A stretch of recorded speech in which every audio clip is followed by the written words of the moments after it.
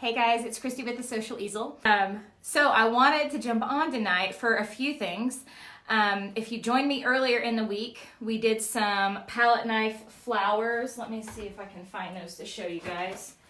I believe it was in here. So we did these earlier this week. So this is the first time I've ever done a pop-up paint party like this. We're trying some new things out for 2020. I'm super excited about it, and it's a way for you guys to get to paint with me if you're not in my membership, and an opportunity for you to paint some full paintings with me. So this is just the beginning of some of the new things that we're doing for 2020. I am going to show you exactly what supplies that you need to get going in painting. So if you're brand new, you've never painted before, you have no idea where to start, we're going to talk about supplies. So I'm going to tell you what brushes you need, the different brushes and the different techniques that they're used for, because every brush has a different purpose. And we're going to talk about like what kind of canvas, mixed media pad, all that stuff that you need to get started in your painting journey. We're going to talk about those things, and I'm going to show you a few different brush strokes so you know what brush to use depending on what you're wanting to do in your painting. Yes, you're welcome. I'm excited to tell you about the brushes. It can be a little overwhelming in the beginning, and I've gone through a lot of different brushes trying to figure out what I like best. So I'm going to share that with you, and they are some of my favorite brushes, and they're not very expensive. A lot of people think you have to spend a ton of money on art supplies, and you really don't. So there's some affordable brush sets out there that you do not have to spend like $30 on one paintbrush. That's not what we're trying to do. All right, so then how many of you like this little gnome? You've probably seen him before if you follow my page, but this was created for my Inner Tribe membership, which is where I teach women how to paint every month in a private membership. But we are not currently taking new members, and I had a ton of people ask to learn how to paint this painting. So I talked with my team, and we came up with the idea to do a pop-up live paint party. So basically what that means is I'm giving you guys the opportunity to learn to paint this with me. It's only going to be $20, which is a great deal, because if you come and paint locally with me, it's $40 per person. So you're getting to learn this painting step by step for only $20 in a live video where it will be an aerial view. So I'll be teaching you over here step by step how to do it. And it's all going to happen on Thursday, January 23rd at 6 p.m. Central Standard Time in a private Facebook group. So here's the best part. Number one question is, people say, well, what if I'm not available that time? My kids have something, I'm teaching, you know, whatever it may be. It doesn't work with your schedule. It doesn't matter. So that is just when I'm going live in the group, and then you will have 24/7 access to that video afterwards forever in the Facebook group. So you can go back and view it whenever you want to. It's always there for you. It also includes the color list, the brushes that you need, and the template. So if you're looking at this and thinking, that's cute and all, but I don't want to freehand that, it comes with the trace spool that all you have to do is print it off and trace it on to your canvas. They're so cute. I did some Christmas gnomes, and then I took them down, and then I was like, well, I kind of really want a Valentine's gnome. So that's how I came up with that creation, and gave him some little conversation heart balloons to go along with him. So hope you guys are excited about that. I'm excited about it. It's the first time we're doing this. It's something new we're trying out for the new year to see if that's what you guys would like to continue to have going on. Maybe a couple surprise pop-up online paint parties with me throughout the year. So talking about supplies, the first thing you need to know when you're painting with acrylic paint as far as brushes, you want synthetic bristles. Okay, so Taklon is usually what you'll see in the description. It doesn't matter whether it's white or golden, or like these are like gray and white, it doesn't matter. You do not want natural hair paintbrushes when you're painting. They don't hold the paint the way that you need them to, and it's just gonna be a headache for you. So you want synthetic brushes, okay? And there's lots of brush sets you can choose from. You can go to Michael's and get theirs. I think I have those here too. Can you guys see how organized I am? This is a big mixture of them, but these are from Michael's. And they're only $5. So $5 for a set of brushes at Michael's. I don't actually have that specific link, but these are in my Amazon store. So you can go to Michael's and get them for $5. They're in my Amazon store and they're $6.95, but it's free shipping on those too. So if you're not next to a Michael's or you just want to get them and have them ordered, these are in my Amazon store. But it's a 10-piece brush set and it has all that you need. So those are awesome.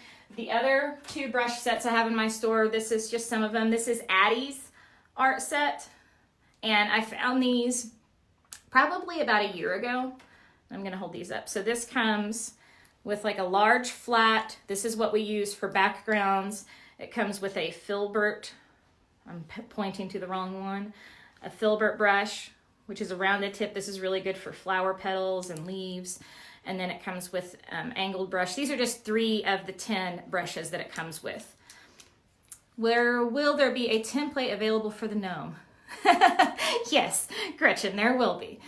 Yes, traceable template, you can print it off. And just in case you're curious about the size, this is an 11 by 14. So when you print it off, it will be the right size for your canvas. If you need it larger, you can always enlarge it on your printer. So those are some basic brushes. Lisa said, can you use acrylic craft paint? Yes, actually that is all I use. Every once in a while inside my tribe, I use some thicker artist grade paint. I don't have any handy to show you, but craft paint, if you look back here, see all these bottles on my wall? All of those are just craft paint. DecoArt is my favorite brand. But Michael's has some awesome colors. Walmart, Apple Barrel, they have some awesome colors. So I use everything. It really depends more on the color. So yes, craft paint is what you need. And some of them start at 50 cents a bottle. So again, the investment is not big on getting you started. See these little brushes? These are liner brushes. These are also in my Amazon store. These are absolutely essential if you want to have fine, skinny lines. So if you struggle with being heavy-handed and you can't get the fine lines like you want, it's probably 2 things.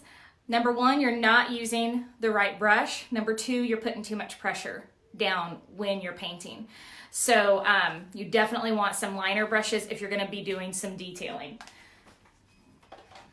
So now, if we're talking specifically about this painting, I'm gonna show you again up close. So you can see like the gold that I chose to do in the conversation hearts and then the black that's on here. That is actually not paint. I decided to do paint pens instead, and I'm really glad I did because you don't have to just use paint on your paintings, okay? You can use different products. Paint pens are awesome to work into your paintings, and I used 2 different ones. One is this DecoArt Premium. Now this is a thicker one that I have here. This is a chisel point. If you're wanting to do fine lines like that in lettering, you want to get the skinny one. You'll see them in the store. You can get them at like any craft store, Walmart. It's DecoArt Premium. It's the best gold paint pen you can get. Hey Tammy, I am doing a pop-up paint party for the gnome. So you will get a message from me and it has a link for you to sign up. It's only $20. You get the template, color and supply list and lesson from me, and it'll be in a private Facebook group, and then you have access to it 24/7 afterwards. So if you want to learn how to paint your own gnome painting, that is what we're talking about today. That's my first Valentine's pop-up special that I'm doing this year. And then this guy, this is Sharpie, and this is an oil-based black paint pen. I like the oil-based because it just has a little bit of a different finish. So that is what I used for the fine details on my gnome instead of using a liner brush and black paint. Just because I knew I wanted it very like crisp lines around the edges, and this pen was perfect for it. So I love this black Sharpie pen as well. And just FYI, if you just use a regular Sharpie, it will look different. It has like a different sheen when you hang it on the wall, and it almost has like a gold reflection to it depending on the way the light hits it. So it doesn't look the same as the paint. So that's why I recommend getting a paint pen. If you like to teach paint parties, or maybe you're an artist and you teach in your local town, if you sign up for the Gnome, it does give you access to teach that locally as well. You have permission to teach that in your hometowns, or get a group of girlfriends together and teach it as well. Okay, so that's brushes, pens. This is my other favorite thing to get started with. This is called a mixed media pad, and it's like a big sketchbook for painting. So this one has a ton of pages. A lot of these I've done on Facebook Lives with you guys of practicing brush strokes and just working on different things. So there's some more palette knife flowers. Here's why this is so important, especially if you are just getting started on your painting journey. Patricia, yes, anyone can do the Gnome class. It is open to the public. But here's why this is important.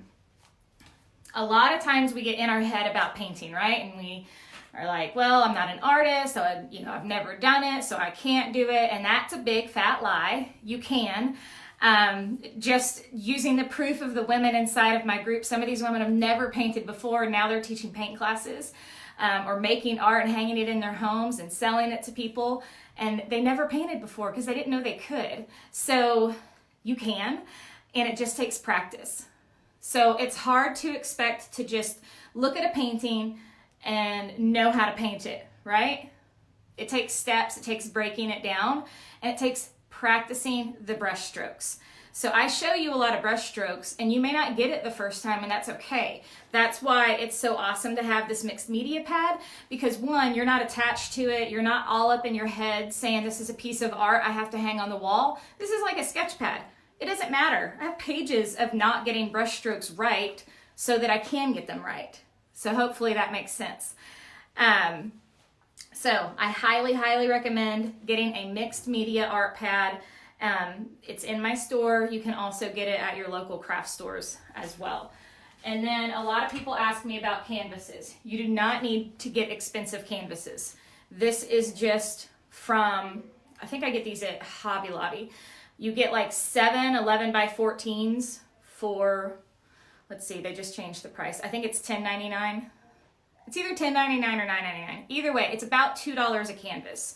You don't really need to be spending more than that. Unless you want a big fancy piece of art and you know exactly what you're doing and you're prepared at that level to paint a piece of art that you want hanging on your wall and you want the thick canvas. This is just a 1/2 inch thick. Unless you want something like that big and grand, you do not need to be spending a lot of money on your canvases. This is what I've used in my paint classes for the last 6 years, and it's still what I use on all these pieces of art that you see behind me. All of them are on these canvases. And last but not least, let me see if I have a jar of it here. I think it's in my kitchen. It is. Brush cleaner. So the brush cleaner is in my store. It's you'll see a picture of it like on the top row of getting started supplies. But it's like it looks like a hard wax almost, and you wet your brush and you just kind of rub the brush in it and it suds up. It also conditions your brushes as well. So that is my favorite brush cleaner. That's what I've used for years. Cleaning the hundreds of brushes that I use in paint classes, and it keeps them lasting longer. And then you want to dry them flat. So that's going to help your brushes keep their size, keep their condition, and all of that kind of stuff. So that is all in the store for you as well. Okay, so we've talked all about the supplies. If you have more questions for me, keep asking them. I'm gonna take you guys over here and we're gonna show you some different brush strokes and what different brushes are used for. So you know what to do when you get your brushes. So let's do a couple things here. I'm just gonna grab Nuka. I just use, yes, I know it's not environmentally friendly, but it holds the paint better than paper plates. Just use some cheap foam plates to do my paint on. So I'm just grabbing, this is just Peony Pink by Deco Art. And what I want to show you first is just using the flat brush. Glennis says she has problems with the swirls. I will show you those. So number one thing people struggle with is they're not getting enough paint in their brush. If you don't have enough paint in your brush, it's not going to make the brush strokes the way that I make them. So that's number one. See how much paint I have in there? That's probably what, 2 to 3 times what you would think in your head. Most people will like dip it in just barely, and then they can make a brush stroke about that big, and then the paint's gone. So you want plenty of paint in there. And this is how you're going to get your backgrounds filled in. So it's nice and smooth in the middle here, but see how it starts like fading out on the sides? That is your cue to know you need to get more paint. And it should be nice and smooth. It should glide very easily for you. It should not stick, okay? If it's sticking or pulling, that means you don't have enough paint in your brush. So this is the main thing I use my flat brush for. The other thing I use it for is like this style of tree that I taught this week. And I'll just show you really quick what that looks like.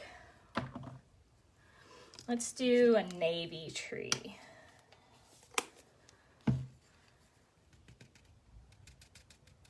These are fun trees to practice. So the first thing I do is just give myself like a base of where that trunk is.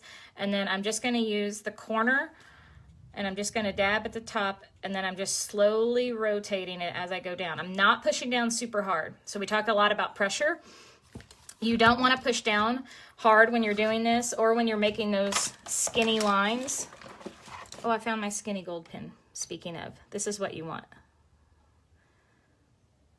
It's an oil-based Deco Color Premium Gold paint pen. This is the best paint pen you can get. The smaller one is great for lettering. I was missing that earlier when I was talking about it. But I'm not pushing down hard. I'm slowly rotating. Almost like, think of like stenciling in your head. How you're just kind of dabbing as you go.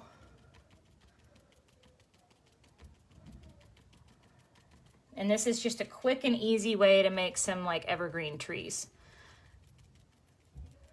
So I keep my brush fairly horizontal. You could angle it down a little bit if you wanted to. But see how quickly you've got a little tree there. Let's add some pink into it. Get a little fun colors in there. We're just painting, it doesn't matter. Doesn't have to be realistic. But you can use these different colors to just add. It's no different depending on whatever color you're using. Add some highlights and lowlights and all that good stuff in there. So that's just a really simple tree. So those are just 2 quick things that I use a flat brush for. And there's different sizes of these. So that's a big one. That's about 3/4 inch. So I either use 3/4 inch or a 1 inch flat brush for my backgrounds and stuff. Then we talked about the filbert. That's a rounded tipped brush. These are good for flowers because they already have that curved shape to them. So you can make dainty little flowers with these. This is the brush that I used when doing this painting, which is my hydrangeas. So we use the filbert brush to get all of those petals.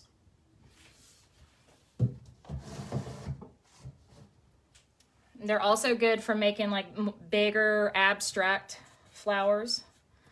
So you could just come around and do these quick, I call them like parentheses. Like think of like parentheses, like a C shape, and you're just kind of rotating around.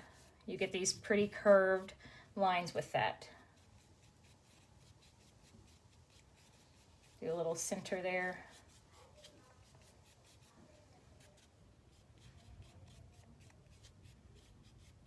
So just some fun, really quick abstract flowers. And these are just the 2 colors that I chose. You obviously can use whatever you want to. I just wanted enough for contrast. So that's for your filbert. And then We are gonna skip the fan brush today because you're only gonna use it in a few paintings. I am gonna show you, where is it? I just had it a second ago. My angled one. I love angled brushes. And angled brushes are really good for like fun, more abstract brush strokes. This is really cool to do for backgrounds. I've done lots of trees with these. So I'm just grabbing some mint with that. And just these quick angled brush strokes. And this is, we're really focusing on not blending. It's okay for them to overlap, but we don't want them to blend. So I use an angled brush. If you look at some of my art or go back and look at some of my pieces from over the years, you'll see this type of brush stroke in my paintings, and it's done with an angled brush. You can also use an angled brush to do trees, and just these quick little wispy, look how easy that is. So it's all about the brush. If you have the right brush, it makes everything easier on you. Super quick, fun little trees. And we're just flaring out at the end.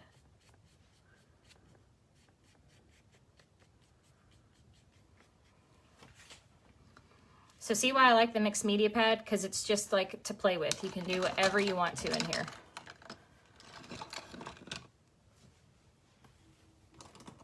So I'm gonna grab a round, and I'm gonna show you some brush strokes with a round brush, and then I'm gonna show you with a liner brush, a nice skinny little brush. Both of these are in my store. So I'm gonna show you with the same brush how different your brush strokes can look depending on the amount of pressure you put down. So also load plenty of paint in there. You don't wanna have too little. And you can make some wispy little lines. Glynis was talking about the swirls that I do. Can do little swirls with these. But I'm not pressing down really, really hard, okay? Now you can come back if you want to fill those in. You can come back with a second round. I have plenty of paint, but I'm not pushing down really hard. If I push down really hard, I get these real thick lines. See that? My bristles are pushed all the way down where they're flattened out. That's not really what I'm working for in this scenario. I want them to be finer little lines. So getting the little curly cues takes a lot of practice, learning how much pressure you're putting down. When I'm doing these, my bristles are hardly moving. So you're not seeing them flatten out. When they flatten out, you get big, thick lines. So plenty of paint and light brush strokes. Then let's say you want something even skinnier. Marcia, yes, all my videos are on replay. You can also join the free Facebook group, and I repost the videos in there as well. And it's like a little community where you guys can share what you're working on and share your progress and everything inside that group as well. So you can definitely go back and watch. This is just a skinny liner brush. And this is how you get those really dainty little lines. And again, I'm not pushing down hard. So I'm just barely dragging my brush onto the canvas. If I press down hard with this skinny brush, the same thing's gonna happen. Hold on, I got a glob of paint on there. It's gonna get thicker. So the harder you push down, the thicker your line is. And it depends on what you're doing. You may want a thicker line. I would recommend getting a bigger brush, not a liner brush. But you can also do like fast little accent marks with this.